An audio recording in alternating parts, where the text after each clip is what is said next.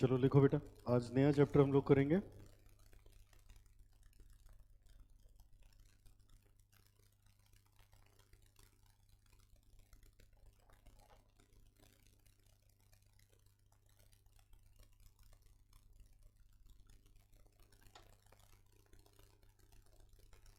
लिखिए, चैप्टर का नाम है integrated non integrated.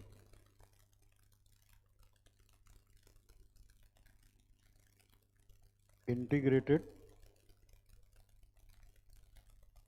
And non integrated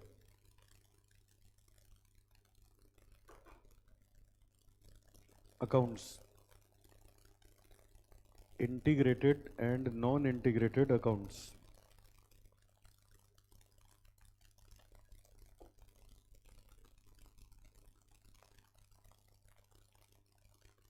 लिखिए,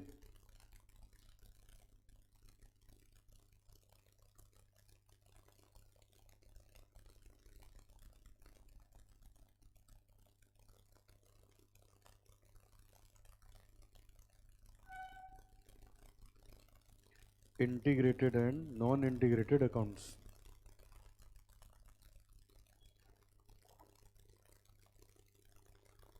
चलिए लिखिए इसमें बेटा। सबसे पहले concept one, meaning of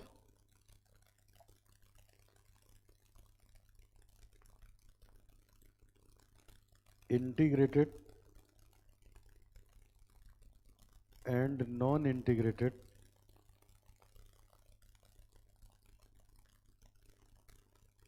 account.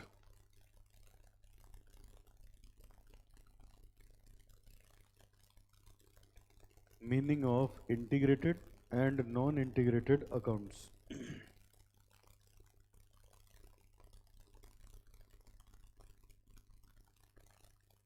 सबसे पहले हेडिंग डालिए नॉन इंटीग्रेटेड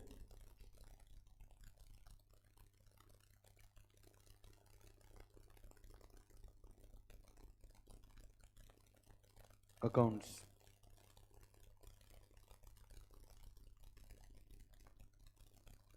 देखिए, first point, under non integrated account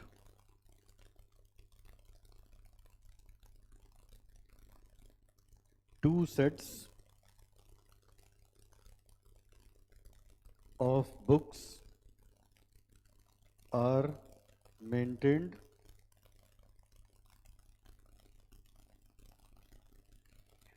costing records are maintained in separate book.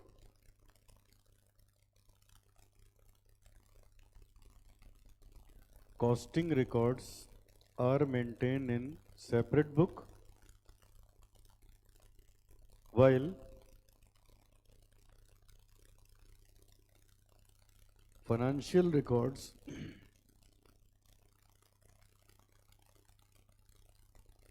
are maintained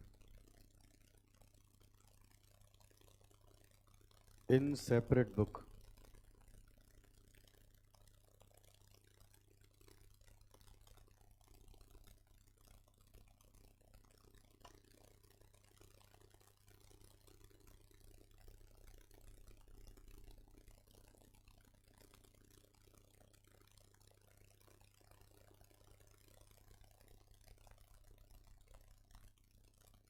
second point में लिखिए,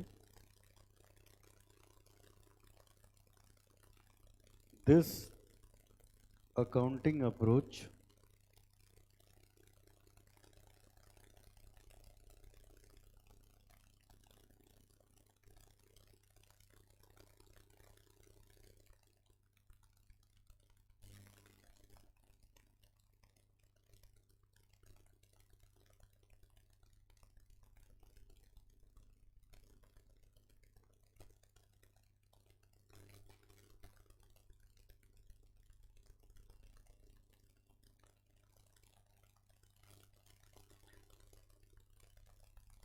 this accounting approach is followed by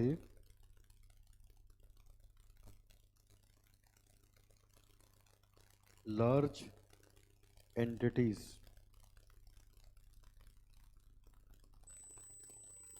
large entities. Third point में लिखिए, if non-integrated approach is followed by entity,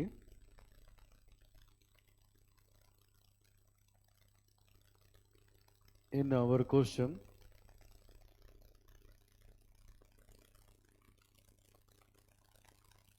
then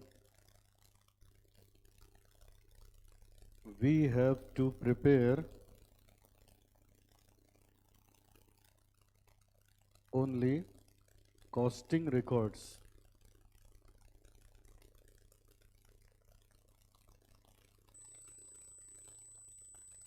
We have to prepare only costing records.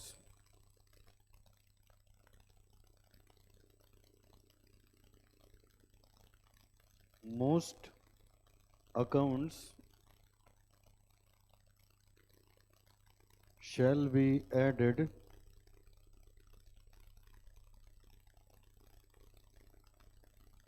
with the word control account.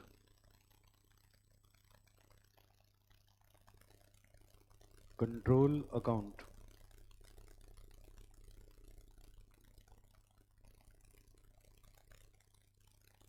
आगे लिखिए, meaning of integrated account.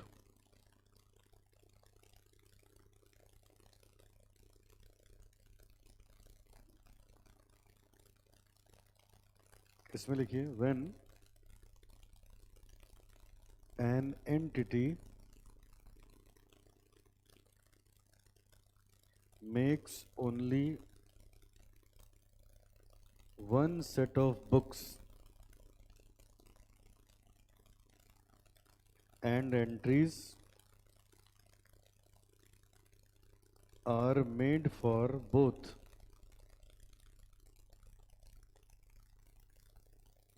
cost and financial record,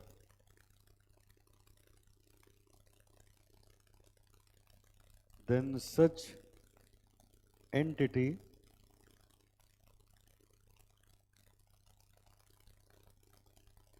is said to follow, then such entity said to be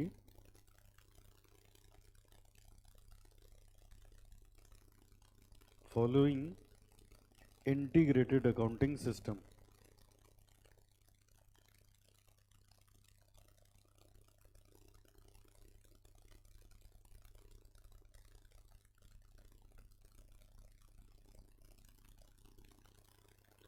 Integrated accounting system.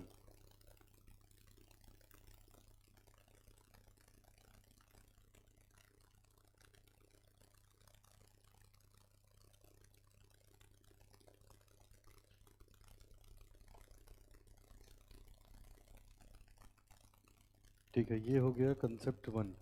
अब लिखिए concept 2.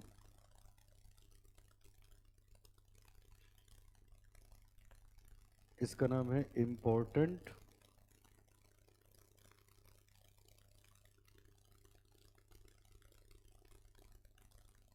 Location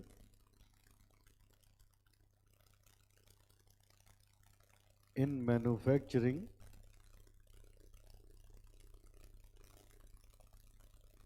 and selling process.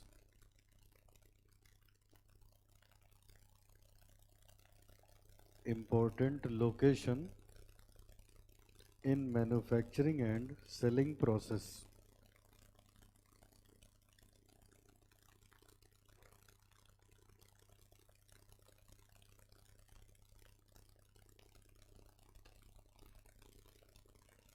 लिखिए,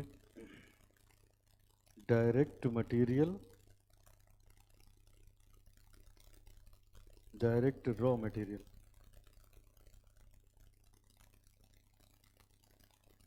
plus direct expenses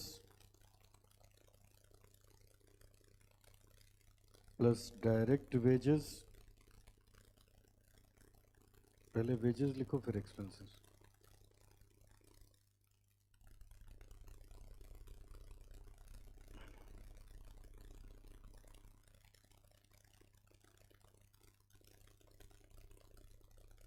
फिर आएगा factory,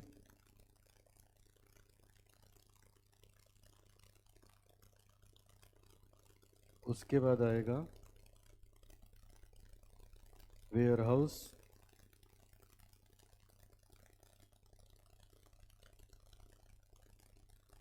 उसके बाद आएगा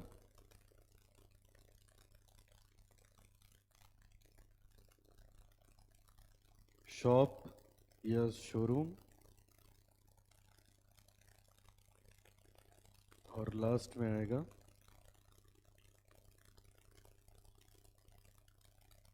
कॉस्टिंग P&L अकाउंट और transfer of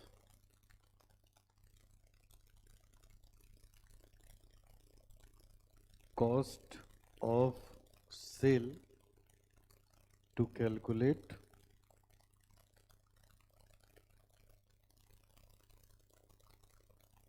profit or loss.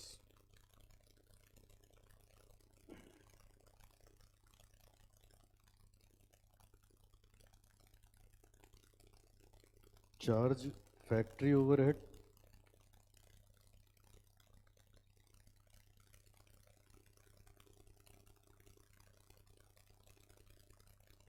charge office and administration overhead,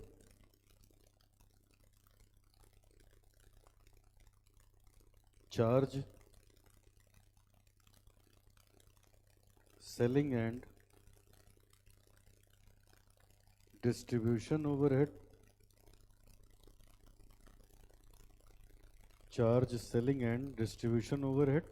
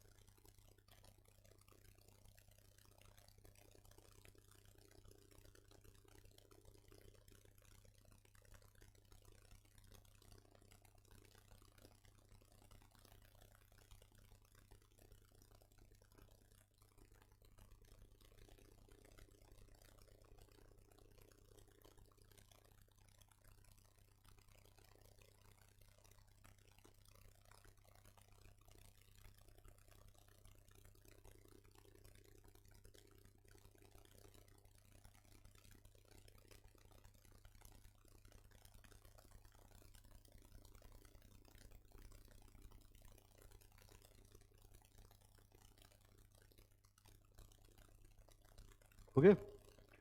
चलो अब देखो, सब बच्चे स्क्रीन पे देखिए। देखो बेटा, अब आज हम लोग टॉपिक शुरू करने जा रहे हैं integrated and non integrated accounts. क्या है ये chapter? Integrated and non integrated account, ये हम चैप्टर करने जा रहे हैं। ये बेटा इकलौता चैप्टर है जिसमें हम लोग को लेजर्स बनाने होते हैं। ये इकलौता चैप्टर है जिसमें हम लोग बनाएंगे लेजर।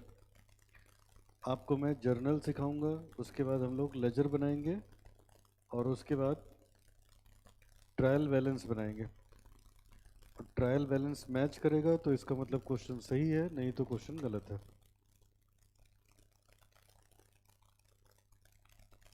तो चलो ये रहा। देखो, चैप्टर का नाम है integrated and non integrated account. क्या करना है इसमें? ये इकलौता चैप्टर है हम लोगों को। इकलौता मतलब एक तो प्रोसेस में आप लोगों ने अकाउंट बनाया था, है ना, उसके अलावा कॉन्ट्रैक्ट में बनाना पड़ता है, उसके अलावा यही चैप्टर है। मतलब वो तो ऐसे ही अकाउंट है, बेसिकली इसमें हमको अकाउंट बनाना होता है, ठीक है। कई सारे अकाउंट बनते हैं। तो यहाँ का जो क्वेश्चन आता है वो क्वेश्चन ऐसे आएगा कि आपके पास ट्रांजैक्शन दे दिए जाएंगे, मे बी जर्नल मांगे या ना मांगे, नहीं मांगेगा तो लेजर मांगेगा आपसे। जैसे ये देखो, ये सब लेजर बने हुए हैं, उसके फॉर्मेट हैं, ये लेजर बने हैं। सारे लेजर बना के उनकी बैलेंसिंग करके आखिरी में जब ट्रायल बैलेंस बनाओगे, ट्रायल बैलेंस मैच करेगा, तब तो क्वेश्चन ठीक है, नहीं तो क्वेश्चन गलत है।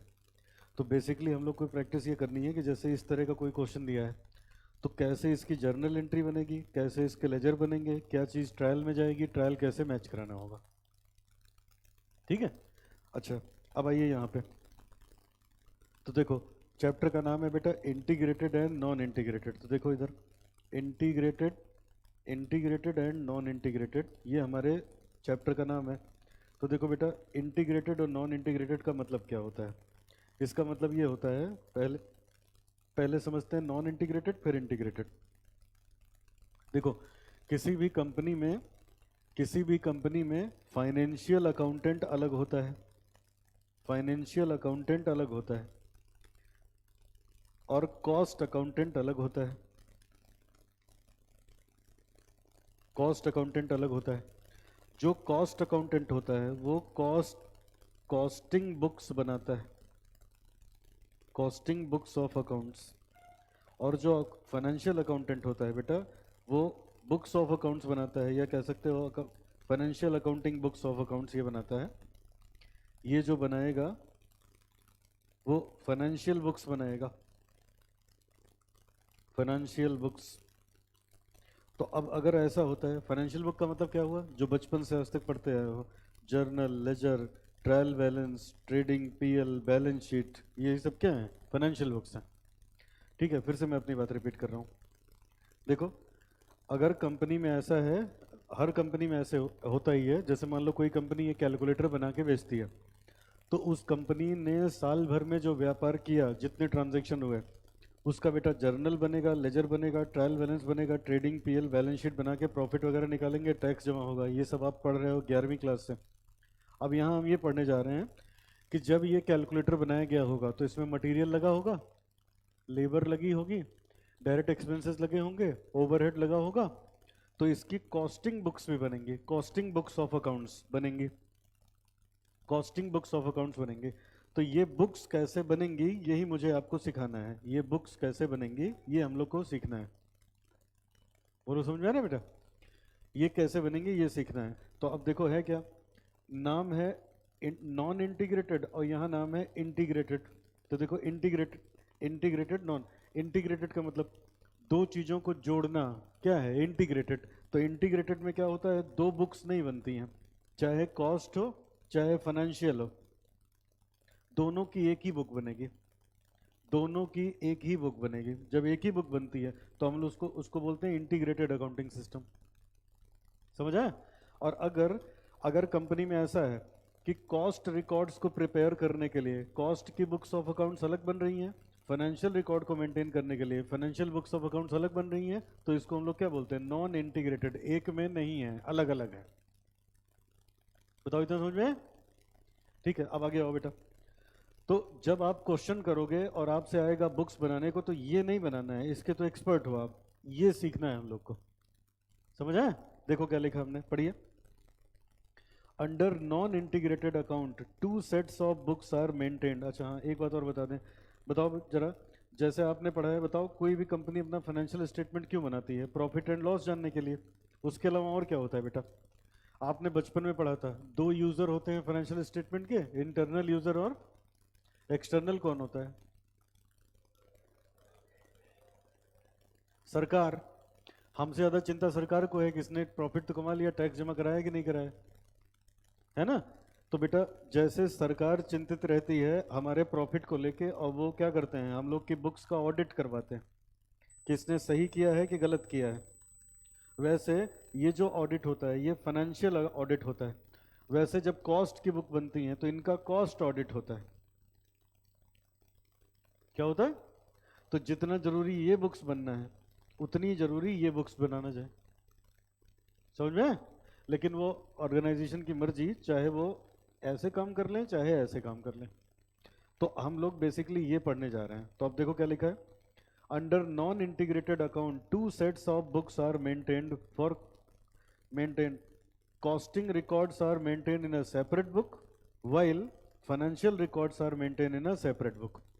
क्या करेंगे, कॉस्ट का रिकॉर्ड अलग बुक में बनेगा और फाइनेंशियल रिकॉर्ड कहाँ बनेगा, अलग बुक में बनेगा। तो this accounting approach is followed by large entities. बेटा लार्ज का मतलब जो, जैसे अभी यहाँ ये तो कॉस्ट पढ़ रहे हो, इसमें तो मैं वर्ड यूज नहीं कर सकता, लेवल 1 नॉन एसएमसी, वही तो बड़ी होती हैं, समझ आए। तो वो लोग जो काम करती हैं तो उन लोग को ऐसे करना पड़ता है, फाइनेंशियल बुक्स अलग रखेंगी, कॉस्ट अलग रखेंगी। छोटी कोई बहुत छोटी कंपनी है तो वो चलो एक ही में बना लो, कोई प्रॉब्लम नहीं।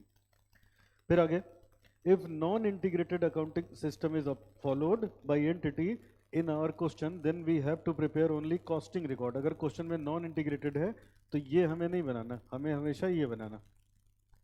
आगे, most of the account shall be added with the word control account. अब ये क्या है, अभी थोड़ी देर में बस यही शुरू ही होने वाला है। तो ये मैंने बताया आपको नॉन इंटीग्रेटेड। अब समझो इंटीग्रेटेड का क्या मतलब है। When an entity makes only one set of books and entries are made for both cost and financial records, then such entry is said to such entity is said to be following integrated accounting system। अगर cost और financial दोनों एक ही book में हो रहे हैं तो क्या बोलेंगे, इंटीग्रेटेड सिस्टम। अलग अलग हो रहे हैं तो क्या बोलोगे, नॉन इंटीग्रेटेड सिस्टम। ठीक है। अब बेटा मुझे एक जवाब दो, एक बात का बताओ, फाइनेंशियल अकाउंट में 11वीं क्लास से आपने क्या पढ़ा है कि journal ledger trial balance trading PL, उसके बाद बैलेंस शीट, फिर यहाँ पीएल में जो निकल के आएगा वो हम लोग का नेट प्रॉफिट होगा। कॉस्ट में क्या पढ़ते हो, कॉस्ट में हम लोग प्रॉपर बनाते हैं अपनी कॉस्ट शीट। कॉस्ट शीट ऊपर से लेकर नीचे तक टोटल कॉस्ट लिखते हैं, फिर टोटल सेल में से कॉस्ट घटाते हैं, जो निकल के आता है वो प्रॉफिट होता है। ऐसे होता है ना। तो अब सुनो क्या होता है, जब हम नॉन इंटीग्रेटेड सिस्टम फॉलो करते हैं, कौन सा सिस्टम, तो एक ही संस्था होगी, लेकिन जब उसका प्रॉफिट निकालेगा फाइनेंशियल अकाउंटेंट तो कुछ और आएगा, जब निकालेगा कॉस्ट अकाउंटेंट तो कुछ और आएगा।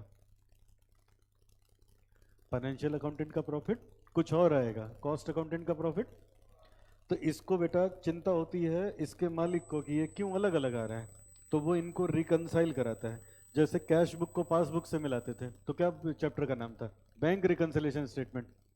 वैसे कॉस्ट वाले प्रॉफिट को फाइनेंशियल वाले प्रॉफिट से मैच कराएंगे तो उसका नाम होगा reconciliation of cost and financial record, एक चैप्टर है, समझे। तो वो चैप्टर आता ही तभी है जब हम लोग की ये बुक्स अलग अलग होती हैं, कॉस्ट की बुक अलग होंगी, फाइनेंशियल की बुक अलग होंगी। अच्छा, प्रॉफिट क्यों अलग आता है, कॉस्ट के हिसाब से 3 ही खर्चे होते हैं, कौन सा, मटेरियल, लेबर और ओवरहेड। और फाइनेंशियल में क्या पड़ा है, 2 provision for bad and doubtful debt, वो कोई खर्चा है, बना लिए हो। 2 गुडविल रिटर्न ऑफ, समझ आया ना, 2 loss on sale of machine. तो इस वजह से अलग आते हैं, तो उसी को हम लोग क्या करते हैं, रिकंसाइल। अब ये चर्चा होगी वहां जब रिकंसिलेशन वाला चैप्टर पढ़ा जाएगा। फिलहाल समझ में आया क्या होता है नॉन इंटीग्रेटेड। और इंटीग्रेटेड क्या होता है, जब सारे अकाउंट एक ही में कर लो तो ये क्या हो गया, इंटीग्रेटेड अकाउंटिंग सिस्टम। ठीक है।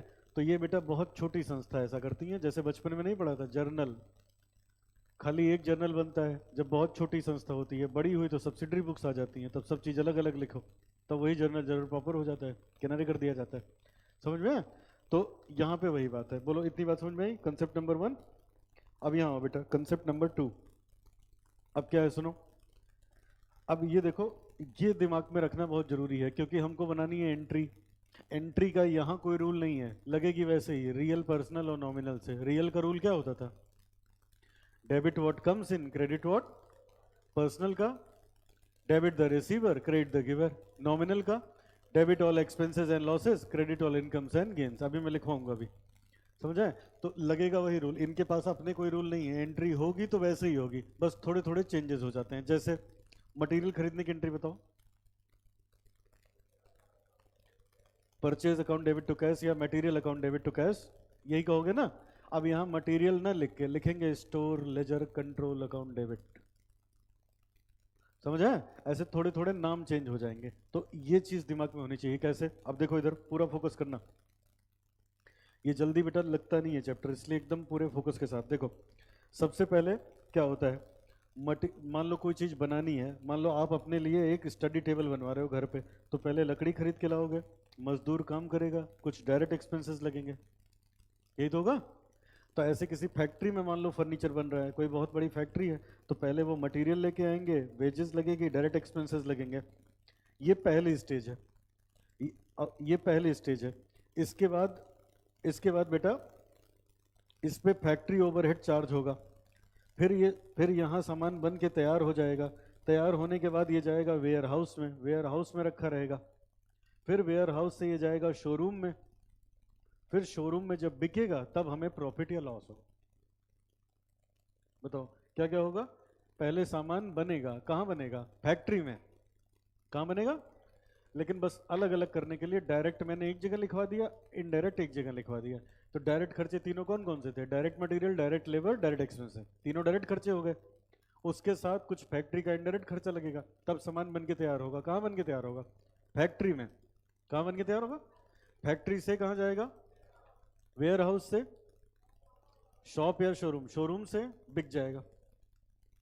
समझ आए? तो इसी हिसाब से हमें अकाउंटिंग करनी है, हमें अकाउंटिंग इसी हिसाब से करनी है। ये बात हमेशा अपने दिमाग में रखनी है। देखो मैंने अभी चेंज कराया था ना, ये यहाँ लिखा था, ये यहाँ, लेकिन चेंज कराया। अभी जब अकाउंट बनाना होगा तो पहले मटेरियल का अकाउंट बनेगा, फिर लेबर का अकाउंट बनेगा, फिर अगर ज़रूरत पड़ी तो डायरेक्ट एक्सपेंसेस, फिर फैक्ट्री का, फिर वेयर हाउस का, फिर शोरूम का, फिर पीएनएल। ठीक है, अभी समझ में आने लगेगा थोड़ी देर में। ये बस ऐसे लिखवाया, ये हमेशा अपने दिमाग में आपको रखना है। चलो आगे बढ़ो, इसी में आगे लिखिए, इसको कर लो, ये पॉइंट 1 था। सेकंड पॉइंट में लिखिए,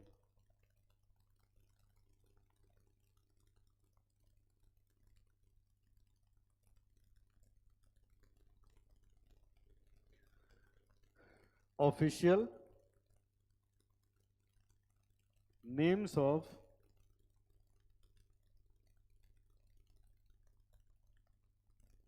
वेरियस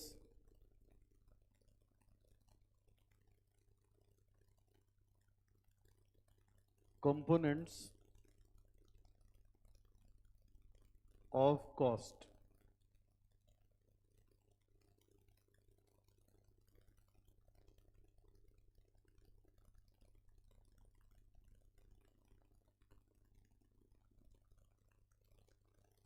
अब ये क्या है? Official name.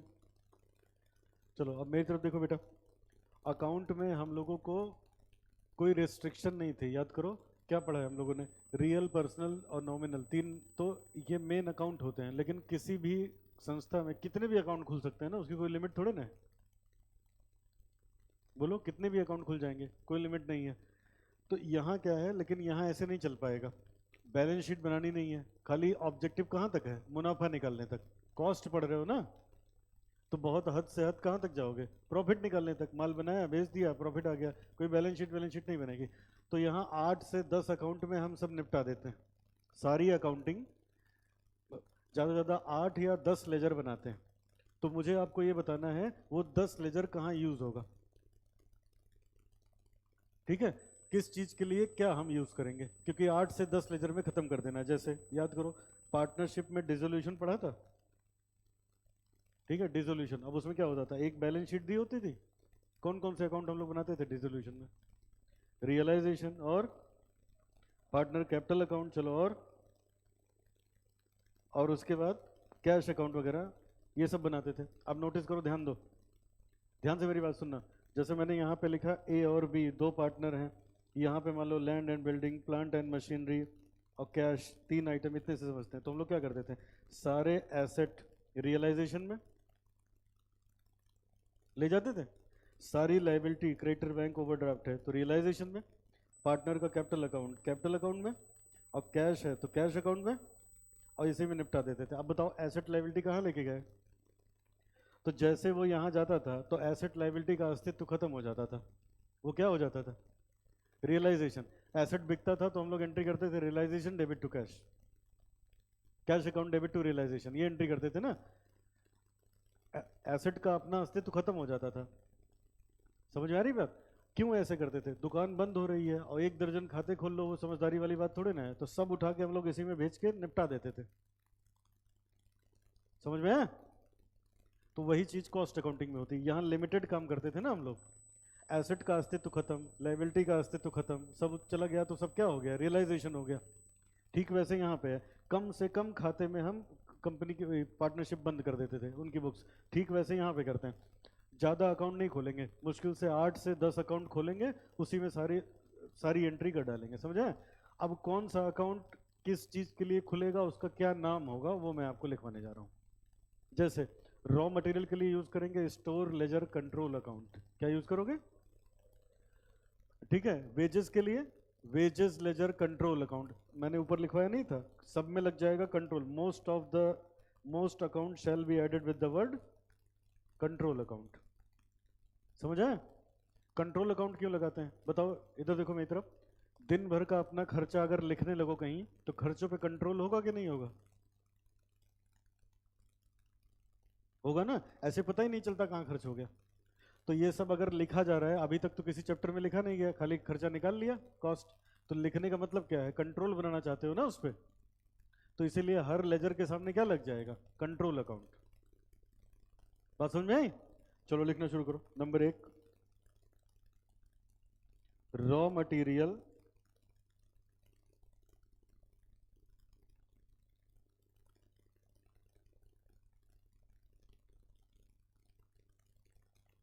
बेटा, रॉ मटेरियल कहाँ रखा जाता है,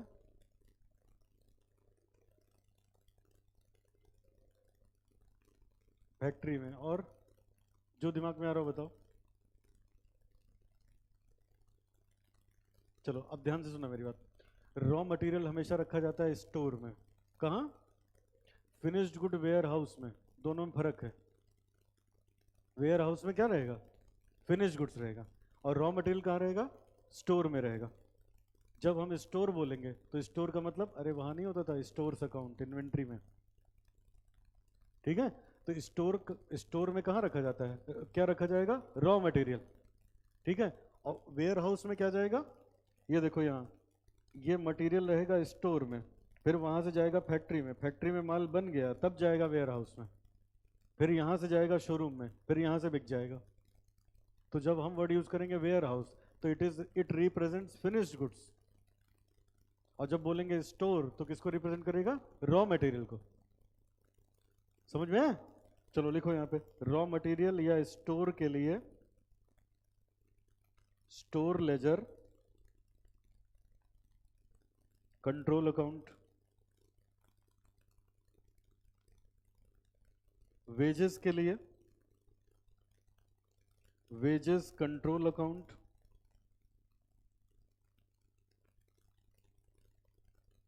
फैक्ट्री के लिए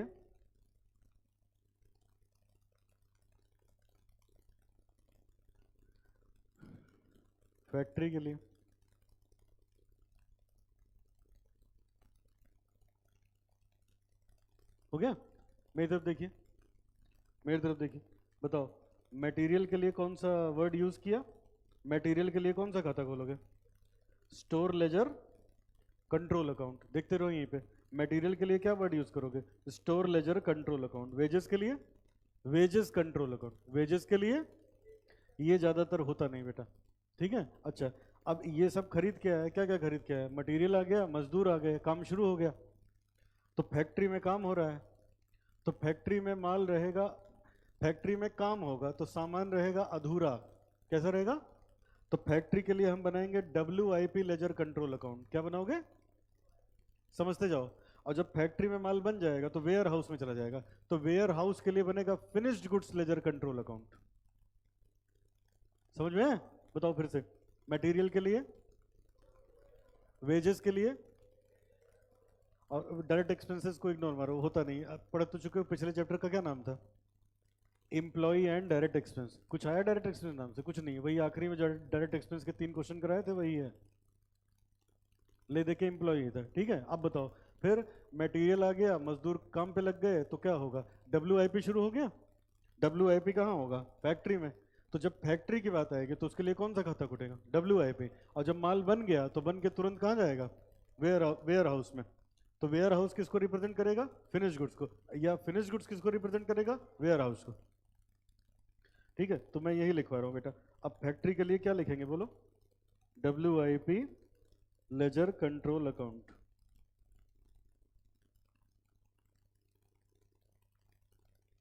ware house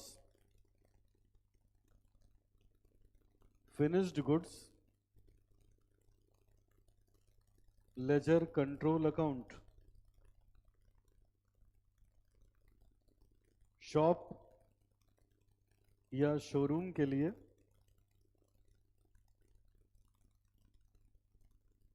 cost of sales account.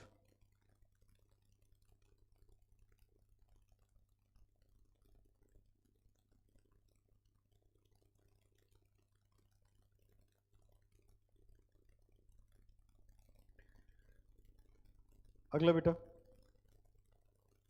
Transfer from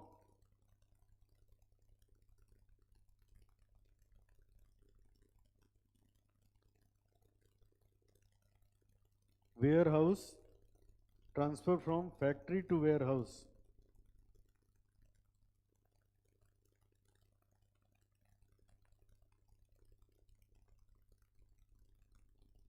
इसके लिए यूज होगा factory cost.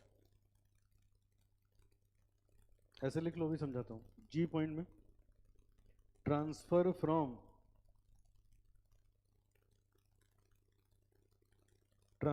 From warehouse to shop,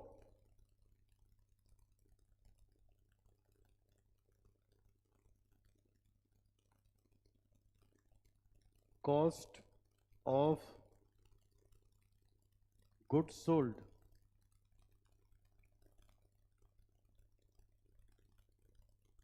transfer from shop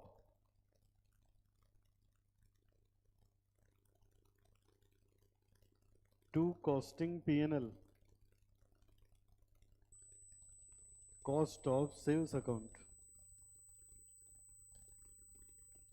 cost of sales account.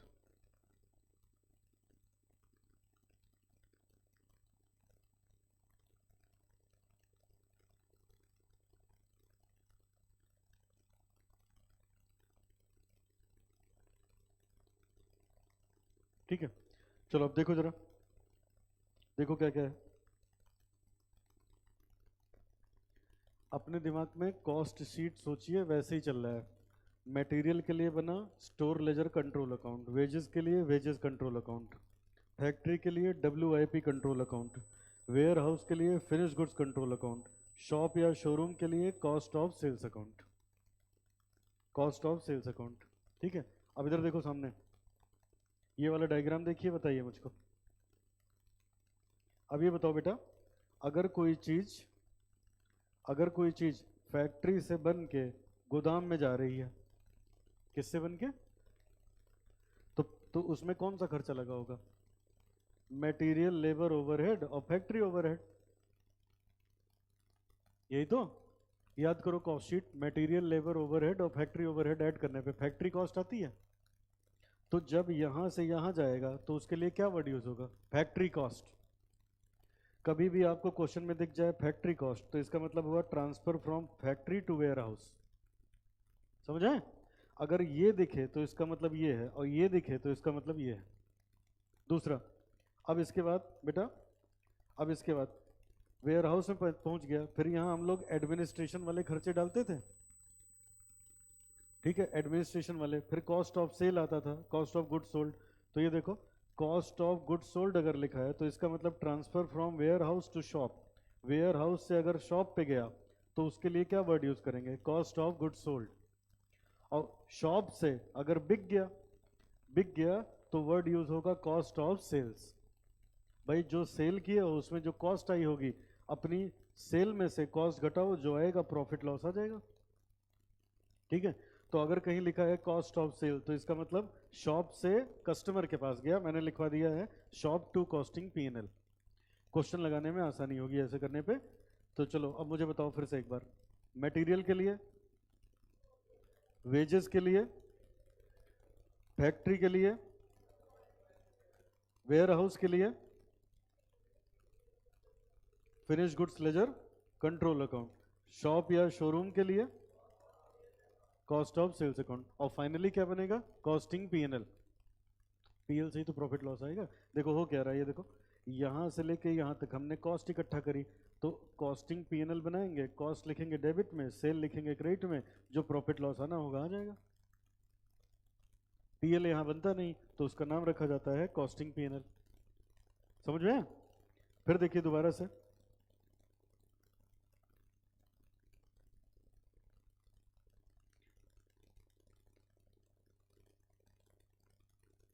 ठीक है ये हुआ।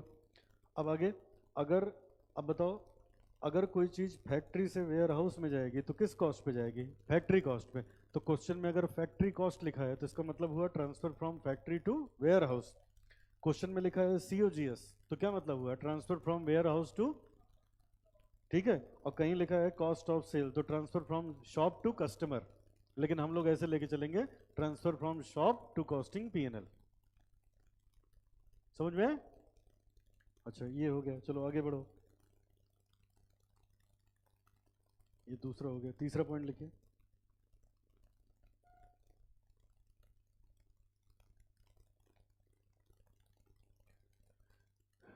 Point third, golden rule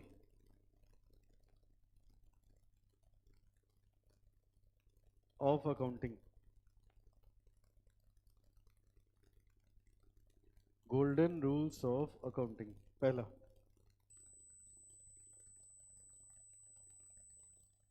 personal account के लिए क्या था,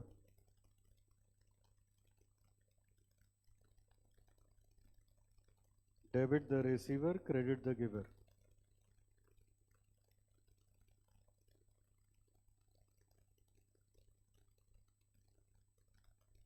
real account, debit what comes in, credit what goes out.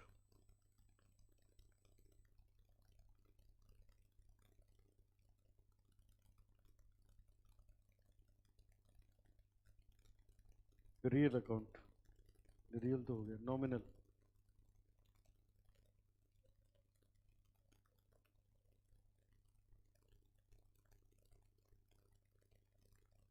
Debit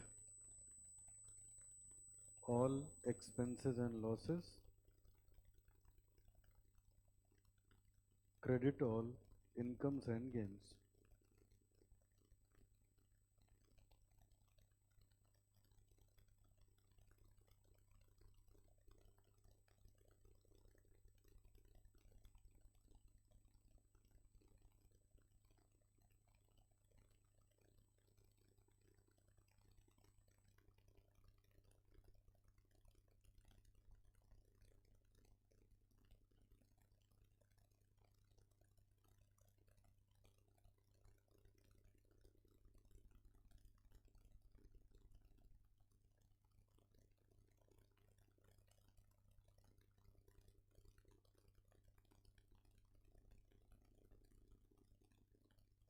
हो गया, चलो अब आगे नेक्स्ट लिखिए।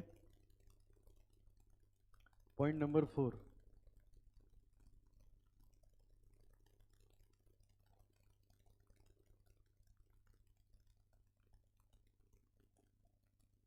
Journal entry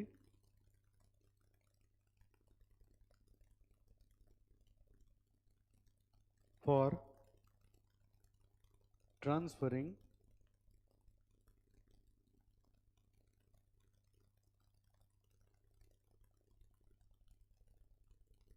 raw material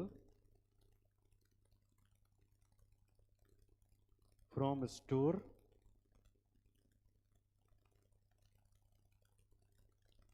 to warehouse, warehouse नहीं है, store to factory, store to factory।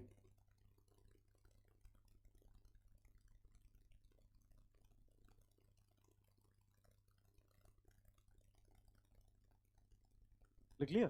अब ध्यान से मेरी बात सुनना, बताओ मटेरियल खरीदने की एंट्री यहां से लेके चल रहे हैं, ठीक है, बस सुनते जाना। मटेरियल खरीदने की एंट्री, अकाउंट में क्या पड़ा है, material account debit to cash या purchase account debit to cash, उसी का व्यापार होगा तो यही तो होगा। तो जैसे इसकी एंट्री हो गई मटेरियल, आपने वहाँ पे पढ़ा है फाइनेंशियल में, material account debit to cash, आपने ये पढ़ा है।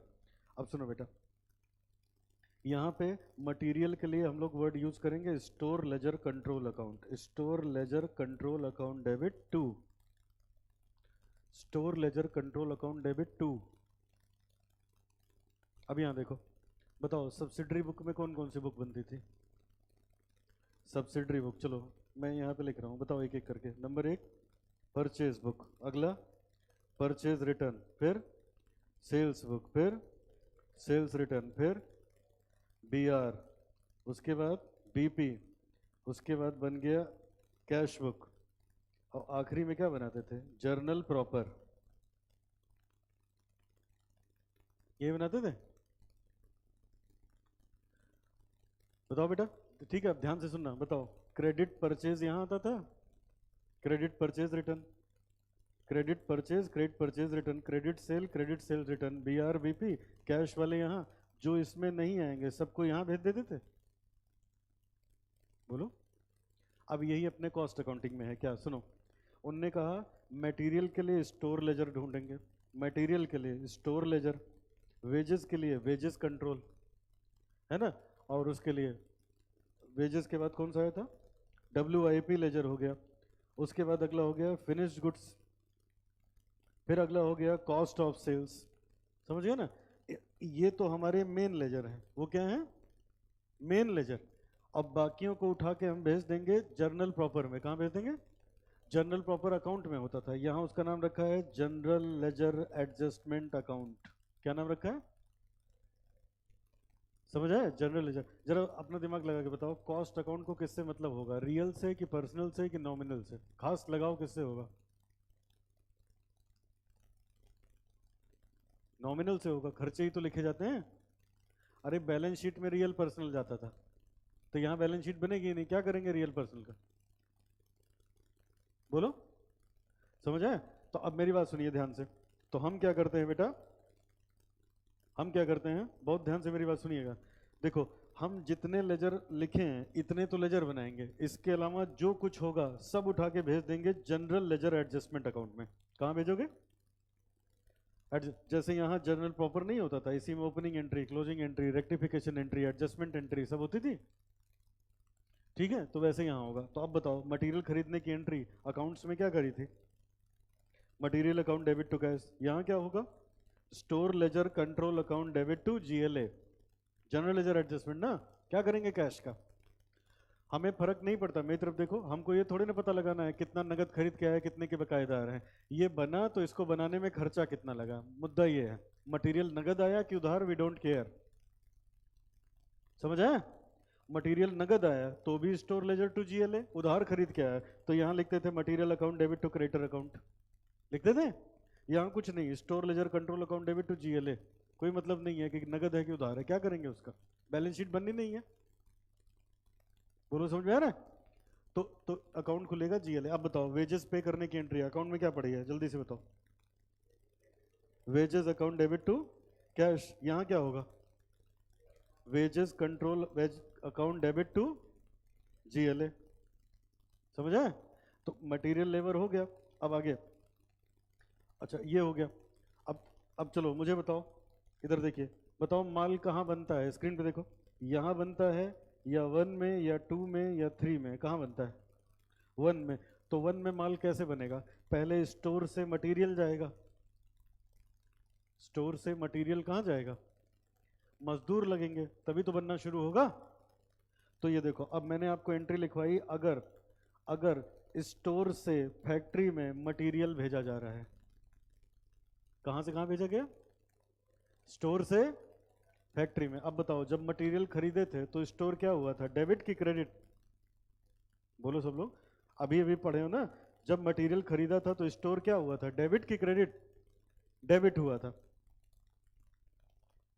ये देखो ना, material account debit to cash, तो क्या लिखा था, store ledger control account debit to GLA। तो जब खरीदा था तो स्टोर क्या हुआ था, डेबिट हुआ था।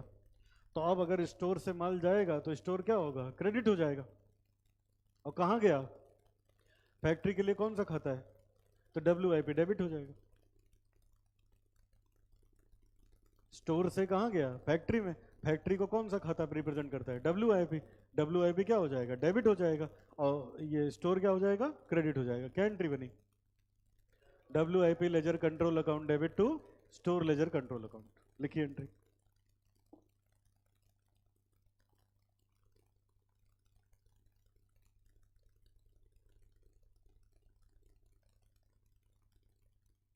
WIP laser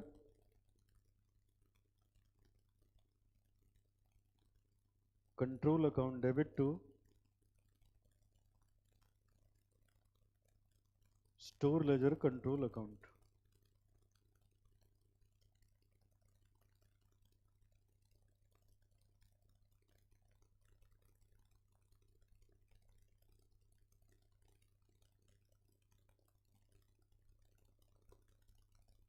being material transfer.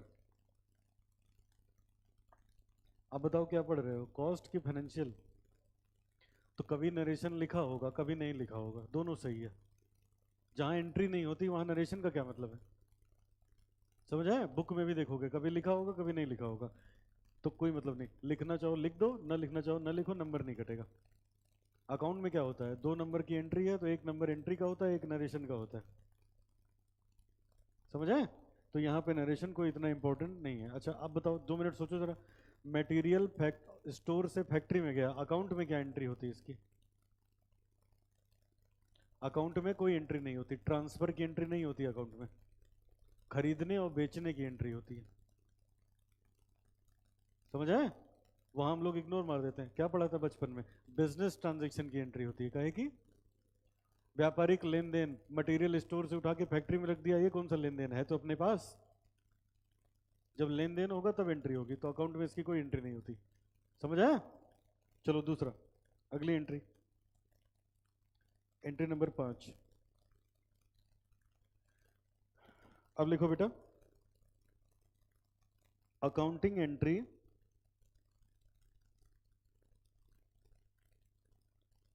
For factory cost. अब कौन बताएगा फैक्ट्री कॉस्ट का क्या मतलब है?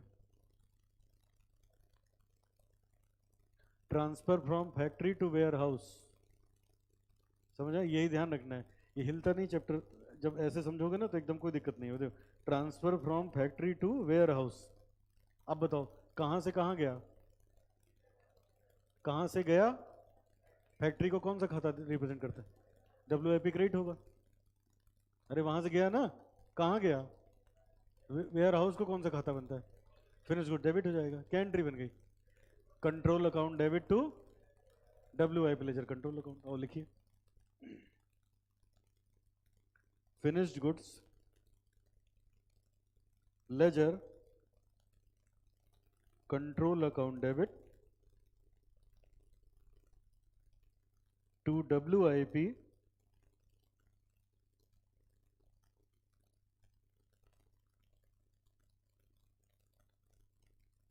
Laser control account. being finished good transferred from factory to warehouse।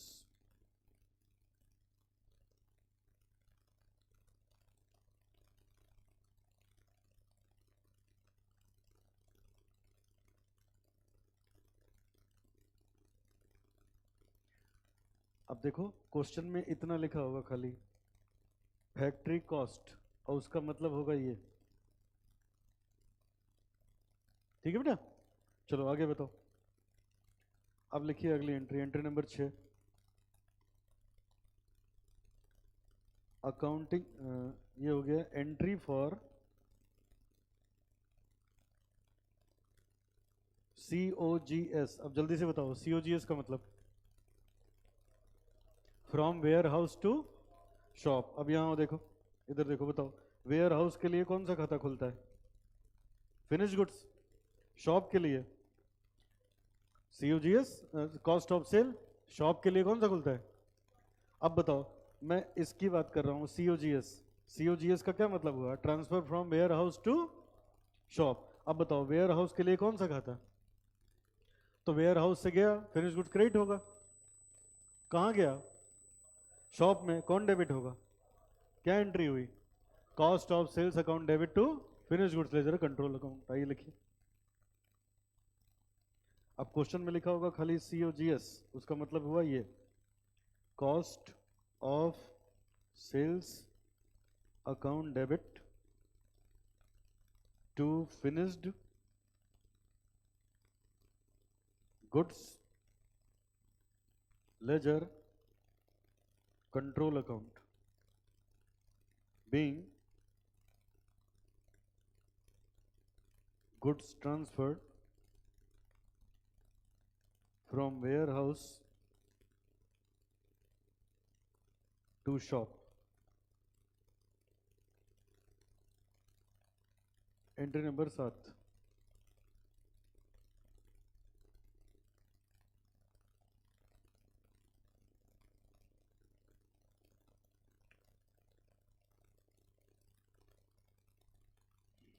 Entry for cost of sale. चलो बताओ, entry for cost of sale का मतलब क्या हुआ? कहां से कहां गया? शॉप से कस्टमर के पास गया, लेकिन कस्टमर के लिए हम PL लिखेंगे। जब कस्टमर को गया तो या तो मुनाफा हो गया तो घाटा होगा। तो ये देखो इधर क्या लिखा था, अगर अगर शॉप से PNL में गया तो इसका मतलब क्या हुआ? Cost of sale. अब बताओ शॉप के लिए कौन सा खाता खुलता है? Cost of sale. शॉप के लिए क्या खुलेगा? शॉप से गया तो कॉस्ट ऑफ सेल क्रेडिट होगा। कहां गया? कस्टमर के पास, तो PL डेबिट हो जाएगा। तो क्या एंट्री हुई? Costing PNL account debit to cost of sales. Costing PNL account debit to cost of sale being goods transfer from shop to customer।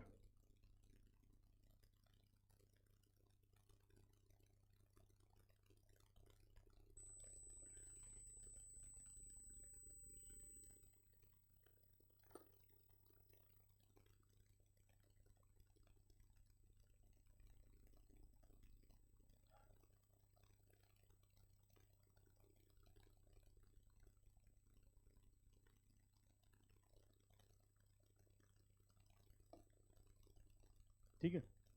अच्छा, अब अगर लग रहा हो PL डेबिट क्यों हुआ, इधर देखो मेरी तरफ, इसको दूसरे तरीके से समझा देता हूँ। ये बताओ, जब तक PL की डेबिट में खर्चा और क्रेडिट में सेल नहीं पहुंचेगी, मुनाफा कैसे निकलेगा? समझ में?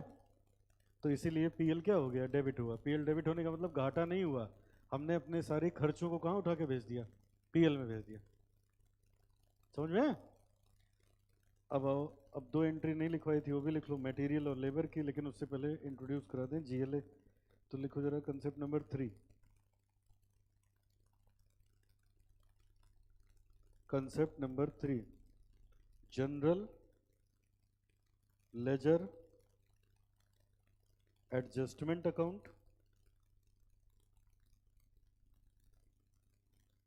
शॉर्ट में बोलेंगे GLA अकाउंट, या इसी का एक नाम और है कॉस्ट लेजर कंट्रोल अकाउंट,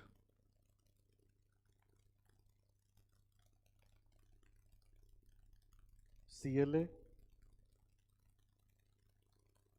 या बेटा एक और इसी का नाम है नॉमिनल लेजर कंट्रोल अकाउंट, लेकिन ये बहुत रेयर मिलता है। Nominal laser control account.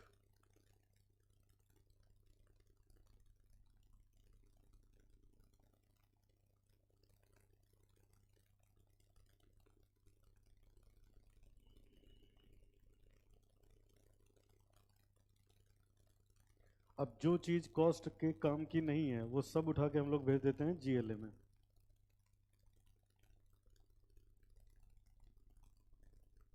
जैसे लिखिए इसमें first point, financial entries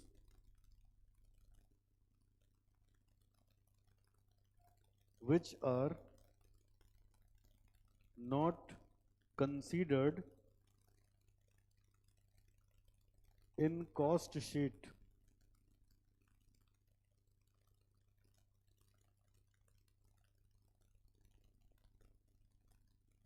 shall be transferred to GLA। जैसे कि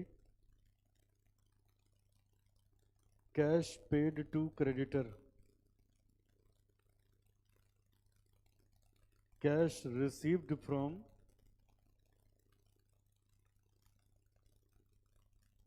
डेटर,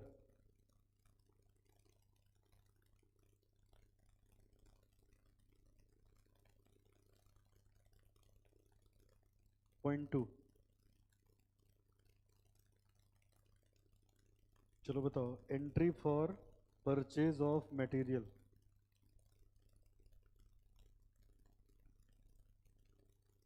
बोलो क्या एंट्री होगी? मटेरियल खरीदने की entry. Store ledger control account debit to GLA। अच्छा, नगद खरीदा तो उधार पे खरीदा, कोई फर्क ही नहीं पड़ता। Store ledger control account debit to GLA।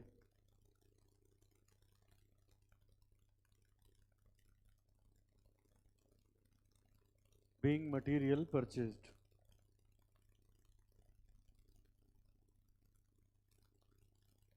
चलो नंबर 3,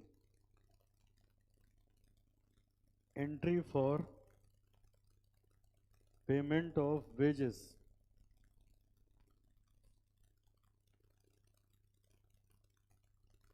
बताओ wages, wages control account debit to GLA।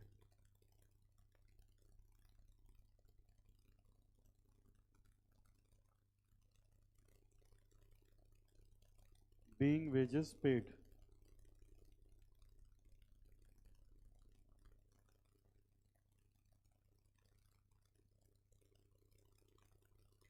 being wages paid।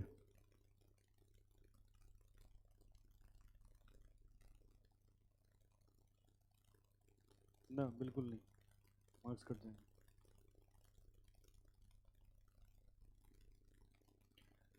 चलो ये हो गया। अब आगे बेटा नेक्स्ट, चलो सेल की एंट्री बताओ।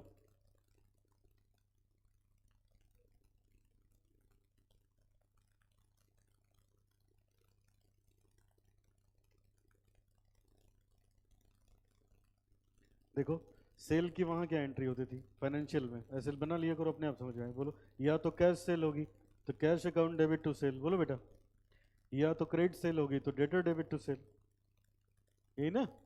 चाहे कैश हो चाहे डेटर, अपने काम का कोई नहीं है। GLA डेबिट, और सेल के लिए हम लिखते हैं कॉस्टिंग PNL। कस्ट हम लोग क्या लिखते हैं?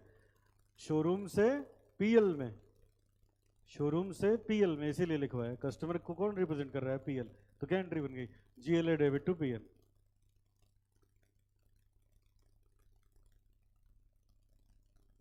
GLA account debit to PNL account.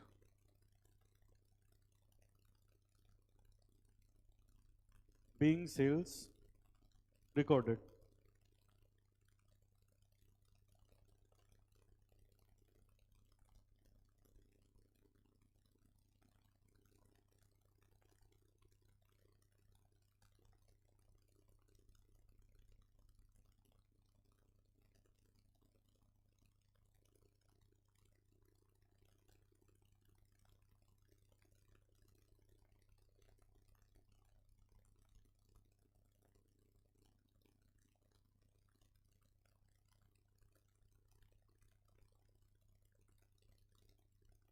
ठीक है, चलो अब आगे बढ़ो नेक्स्ट। अब इधर देखिए बेटा, आज तो तुम लोग बुक्स नहीं होंगी तुम लोग के पास, तो आज अभी कल से जब आओगे तो बुक्स लेके आना इसकी, ठीक है? क्यों लाना जरूरी है? देखो क्या है, अब इसको हम लोग एक सवाल लगाएंगे ना तो 2 घंटे में एक ही सवाल लगेगा। तो मैंने यहाँ पे स्पेस दे रखा है एंट्री की प्रैक्टिस के लिए। डेबिट क्या होगा, क्रेडिट क्या होगा, इसी में लिख लेना, समझ आया? टाइम कम लगेगा। ये देखो, जहाँ लेजर बनाना होगा तो लेजर मैंने बनवा के दिया है, आपको खाली फिगर डालना है, लेजर तो एग्जाम में बना ही लोगे, बैलेंस निकालो और आखिरी में ट्रायल बैलेंस यहीं पे लिख दो, मैच करा दो, टाइम कम लगेगा, कंसेप्ट भी हो जाएगा। समझ आया? तो आधे क्वेश्चन में ऐसे ही मैंने करवा रखा है, तो उससे टाइम बच जाएगा। तो अगली क्लास से बुक लेके आओगे, अभी तो क्वेश्चन तक पहुंचेंगे हम लोग। चलो अब आगे लिखो, concept number 4,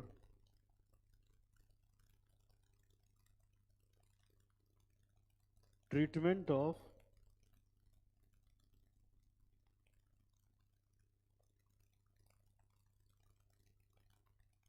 over recovery and under recovery.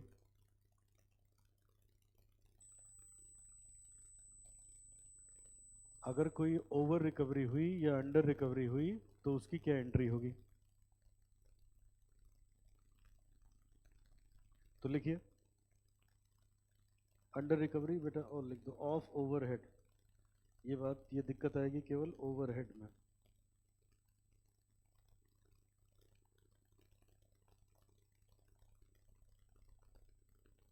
तो ओवरहेड 3 टाइप का होता है।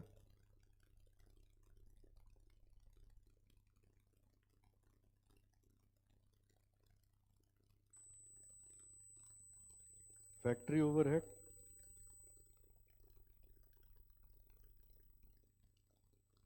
Office and administration overhead, selling and distribution overhead.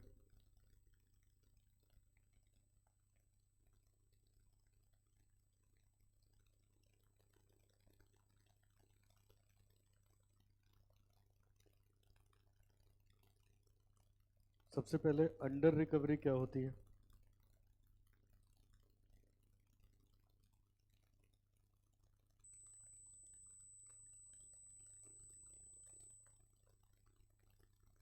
लिखिए, when amount of overhead recovered is less than amount of overhead incurred।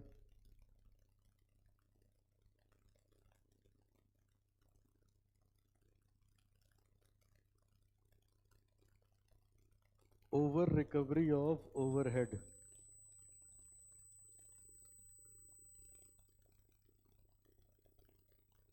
when amount of overhead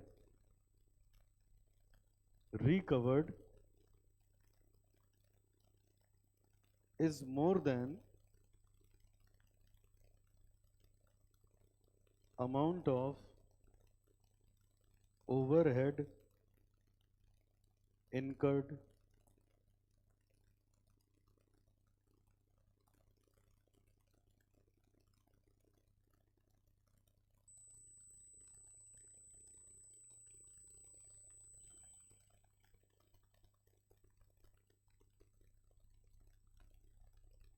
ये सब कुछ था .1। .2 में लिखिए,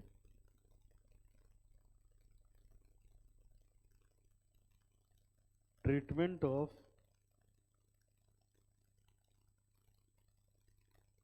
ओवर रिकवरी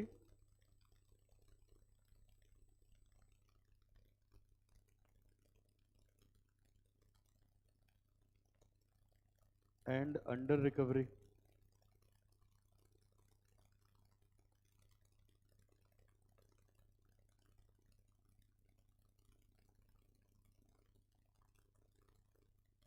लिखिए, there are 2 options for management।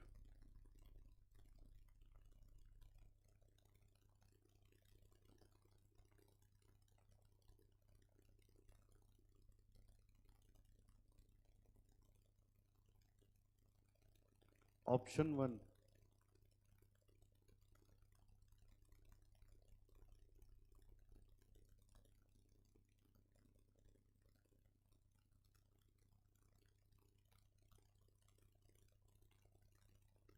Option 2 पहले में लिखिए,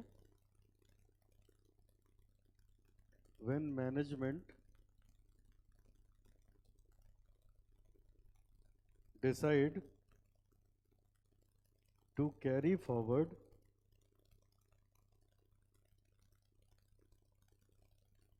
the amount of under over recovery of overhead in the next year.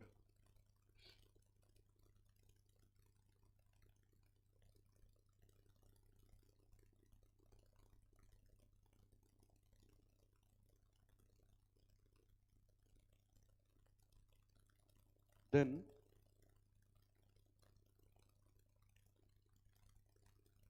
current year under recovery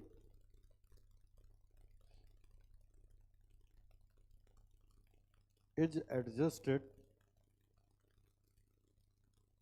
against over recovery of next year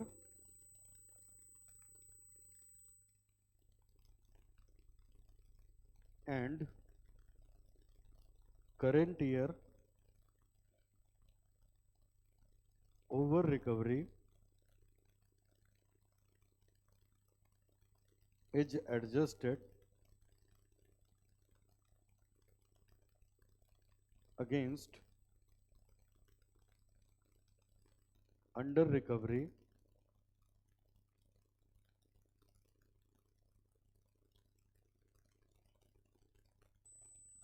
of next year. No entry shall be made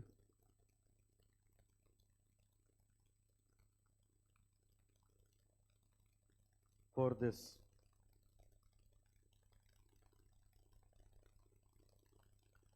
No entry shall be made for this.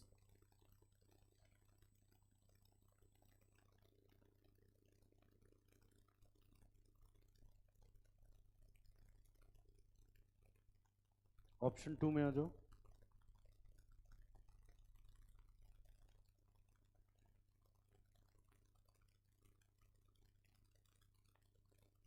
लिखिए, when management decides to charge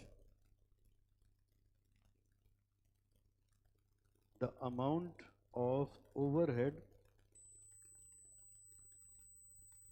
in current year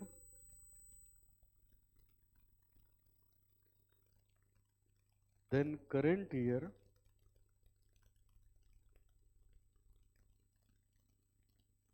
under or over recovery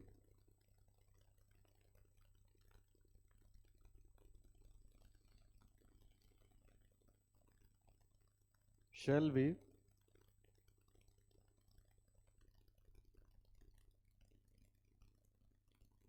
charged to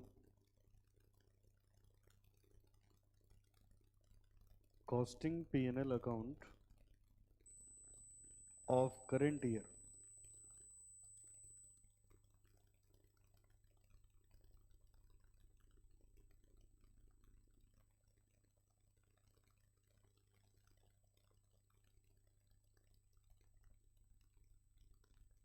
Entry for under recovery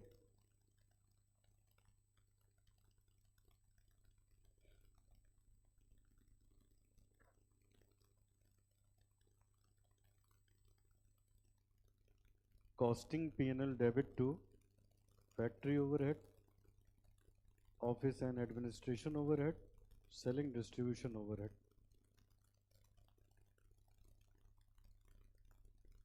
Entry for over recovery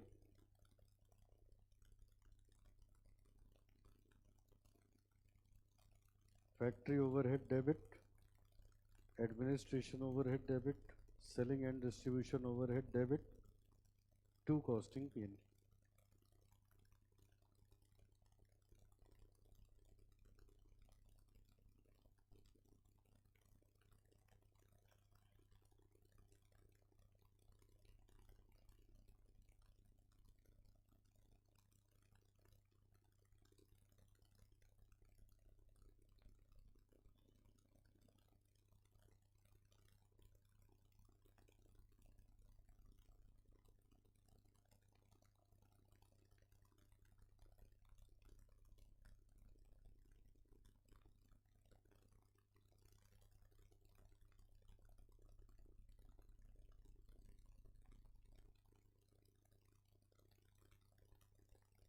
हो गया?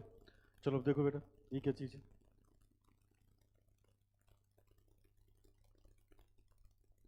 देखो बेटा, अब हम यहाँ पढ़ने जा रहे हैं अंडर रिकवरी और ओवर रिकवरी का क्या ट्रीटमेंट होगा और उसकी क्या एंट्री होगी। अंडर रिकवरी और ओवर रिकवरी का क्या ट्रीटमेंट होगा। चलो अब मैं समझाता हूँ अंडर रिकवरी क्या होती है, ओवर रिकवरी क्या होती है। अंडर रिकवरी हो गया यहाँ तक? अब पूरे फोकस के साथ सुनिए, बताइए ज़रा, ये बताओ बेटा, किसी भी प्रोडक्ट को बनाने में जो कॉस्ट लगती है उसके दो पार्ट होते हैं, एक होता है डायरेक्ट कॉस्ट और एक होता है इनडायरेक्ट कॉस्ट। इनडायरेक्ट कॉस्ट को ही ओवरहेड बोलते हो। अब डायरेक्ट कॉस्ट क्या होती है? प्रोडक्शन बढ़ाने पे जो कॉस्ट बढ़ जाए, प्रोडक्शन घटाने पे जो कॉस्ट घट जाए, जिसको पर यूनिट निकाल सकते हैं, वही क्या है? Direct cost. इनडायरेक्ट क्या होती है? प्रोडक्शन बढ़ाने पे, प्रोडक्शन घटाने पे जिस कॉस्ट पे कोई फर्क ना पड़े, वो क्या है? इनडायरेक्ट कॉस्ट या ओवरहेड।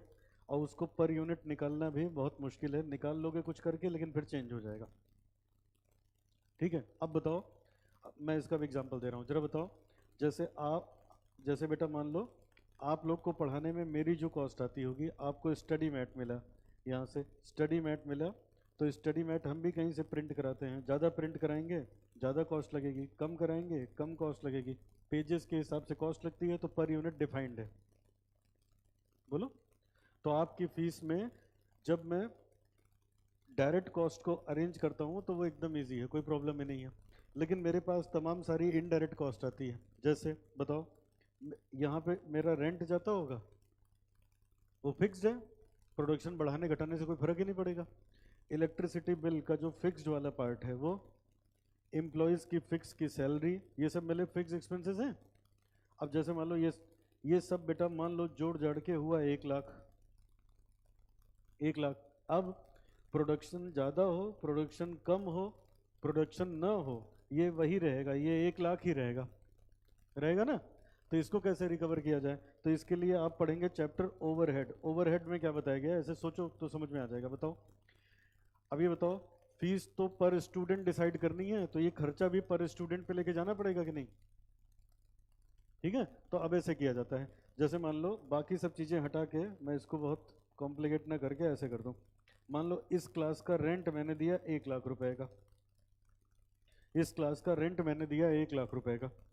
तो अब इसको कैसे रिकवर किया जाए स्टूडेंट से, इसको कैसे कॉस्ट का पार्ट बनाया जाए, क्योंकि ये तो फिक्स्ड है, तो इसको यूनिट से मतलब ही नहीं है। तो ऐसे देखा जाएगा बेटा, इस क्लास की कैपेसिटी कितने बच्चों की है, मान लो 100 बच्चों की कैपेसिटी है, तो 100 से डिवाइड कर दिया, तो ये 1000 पर स्टूडेंट निकल के आ गया। इसको बोलते हैं ओवरहेड रिकवरी रेट।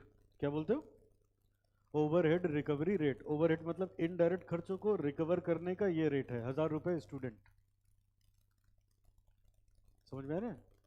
यहाँ तक क्लियर हो रहा है? अब बताओ, सोचना, बताओ, रेंट बेटा 1 लाख रुपए का जाएगा, ये निश्चित है। रेंट 1 लाख रुपए का जाएगा, ये निश्चित है। लेकिन जो स्टूडेंट हैं वो कितने रहेंगे, ये निश्चित नहीं है।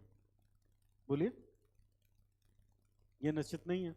मान लो 80 स्टूडेंट आए, कितने बेटा? तो 1000 रुपए के हिसाब से मैं तो रिकवर कर पाऊंगा खाली 80,000, और देना कितना पड़ेगा? तो 20,000 अपनी जेब से गया। इसको बोलते हैं अंडर रिकवरी। क्या बोलते हैं? और यहाँ देखो, 120 स्टूडेंट आ गए, कैपेसिटी 100 बच्चों की है, 10-15 को तो इधर उधर करके बिठाया जा सकता है ना, एडजस्ट हो जाएंगे। 10 मान लो 10 एडजस्ट करा दिए, 110 बिठा दिए क्लास में। अब बताओ, 1000 रुपए के रेट से रिकवर करेंगे तो अब 1,10,000 रिकवर हो गया ना। लेकिन दिया कितना होगा रेंट? 1,10,000 ज़्यादा रिकवर हो गया। तो इसको बोलते हैं ओवर रिकवरी। अब समझ में आया क्या होता है? फिर से एक बार, किसी भी प्रोडक्ट को बनाने में जो कॉस्ट होती है वो कितने टाइप की होती है? दो, कौन कौन सी? डायरेक्ट और इनडायरेक्ट। डायरेक्ट तो पर यूनिट निश्चित है, तो वो तो उसमें कोई झंझट होती नहीं। लेकिन इनडायरेक्ट का खर्चा भी निकालना यूनिट से ही है, तो किसी न किसी तरीके से यूनिट पे लेके आना पड़ेगा। तो ऐसे देखा जाता है, जैसे जो मैंने एग्जांपल दिया कि रेंट दिया 1 लाख, कैपेसिटी 100 बच्चों की है, तो डिवाइड करके एक रेट निकाल लिया कि 1000 रुपए से पर स्टूडेंट होगा। लेकिन अब क्या है, रेंट हरदम निश्चित है, रेंट हमेशा फिक्स है, लेकिन स्टूडेंट फिक्स नहीं है, कभी ज़्यादा होंगे कभी कम होंगे। तो ज़्यादा है तो ज़्यादा रिकवरी हो जाएगी, ओवर रिकवरी, और कम है तो कम रिकवर होगा, तो इसको बोलेंगे अंडर रिकवरी। समझ में आया?